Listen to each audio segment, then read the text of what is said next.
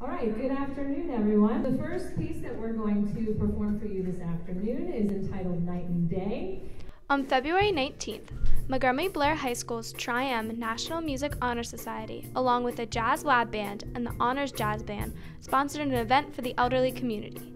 These Blair organizations hosted Swinging Sounds for Senior Citizens, a 2-hour-long event where seniors had the opportunity to listen to songs from their past. A lot of work went into this. The whole thing was student-run, and so students were here for many weeks working on decorations and getting things together. The jazz bands worked really hard to get their music good and just be able to please all these senior citizens. About 175 members of the community came out for Swinging Sounds for Senior Citizens.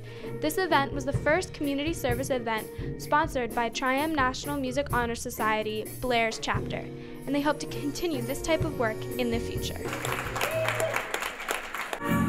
It's good. It's nice.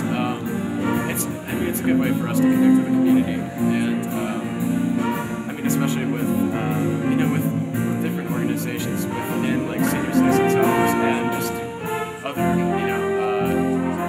other organizations in general.